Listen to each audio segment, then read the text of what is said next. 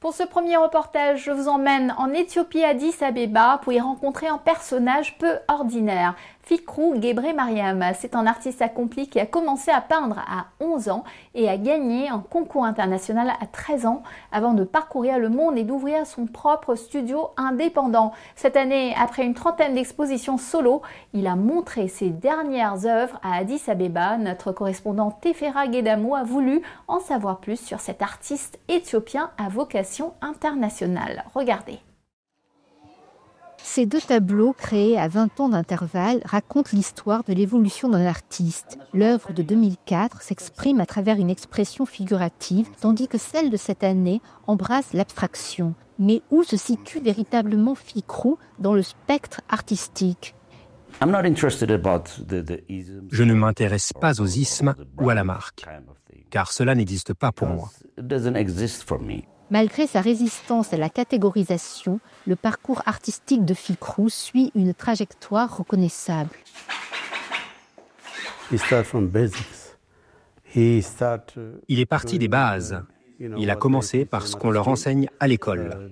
Le dessin, l'anatomie, la perspective, toutes sortes de choses. Il s'est dirigé vers quelque chose de nouveau, plus ou moins l'expressionnisme abstrait. Durant 2 mois cette année, sa dernière collection d'œuvres expressionnistes abstraites a transformé la galerie de l'Alliance éthio-française d'Addis Abeba en un témoignage d'évolution artistique. Mais ce qu'il a fait pour cette exposition est vraiment incroyable. 36 tableaux de différentes dimensions. Certains sont très très grands, d'autres sont petits, mais on peut trouver un lien entre eux.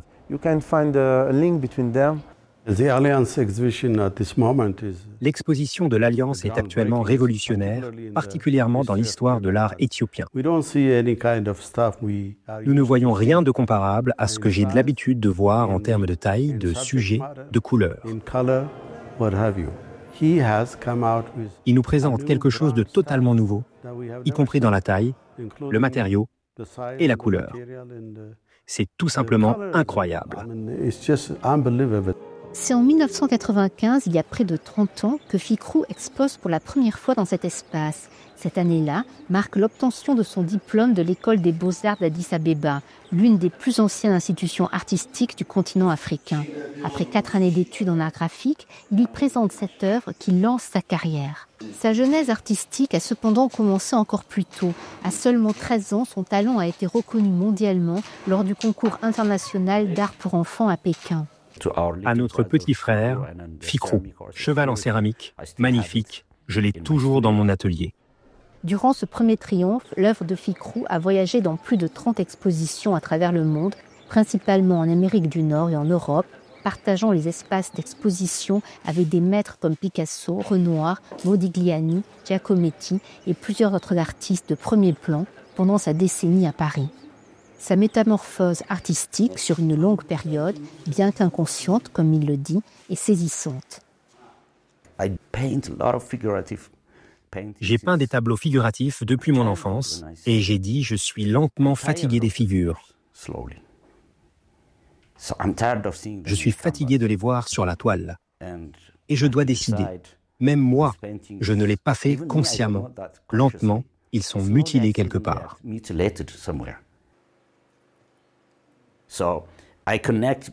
Alors je connecte mon subconscient avec la toile et avec les couleurs, j'essaie juste de sortir de l'esprit conscient et d'essayer de rester dans l'esprit subconscient pendant ce processus. Dans son nouvel atelier spacieux, Fikrou a développé un processus créatif unique, travaillant simultanément sur plusieurs toiles. Je commence ici sur une toile, je ne sais pas combien de temps je reste. Déconnexion avec la toile, j'en prépare une autre. Et je vais à la deuxième, j'essaye de communiquer avec la deuxième. Encore 1 heure, peut-être la 3e. Ça pourrait être la 4e. Cette approche, à la fois méthodique et intuitive, s'étendant jour et nuit, produit des résultats inattendus. Chaque toile devient un voyage de découverte, aboutissant finalement à de puissantes déclarations artistiques. Il essaie de dire quelque chose avec la couleur, la ligne, la forme, la texture. Chaque coup de pinceau, chaque ligne, chaque couleur qu'il choisit est destinée à dire quelque chose. C'est à propos de sa vie personnelle ou de la société en général. Enraciné dans son héritage, tout en embrassant les influences globales, Fickrou reconnaît cette dualité. Vous voyez la terre africaine dans la plupart des tableaux. Vous voyez le graphisme fort, la terre africaine, le sol, la chaleur, la température. Plus, c'est mon identité, c'est un morceau de moi sur chaque toile. Il a, vous savez, ses pieds à l'étranger et son esprit ici. C'est très intéressant. Et quand vous regardez, oui, l'histoire de sa peinture, vous pouvez voir qu'il y a une évolution, et cette évolution est liée à sa propre histoire. Son impact résonne tant au niveau national qu'international. L'art éthiopien du XXe siècle était incroyable. Il y avait vraiment des peintres exceptionnels. Fickrou, comme si le XXIe siècle leur avait tout arraché, est devenu le lion de cette situation. Et il est maintenant parmi les principaux artistes éthiopiens de sa génération et du XXIe siècle ces dernières années. Alors que Fickrou se prépare pour ses prochaines expositions internationales, son voyage continue d'évoluer.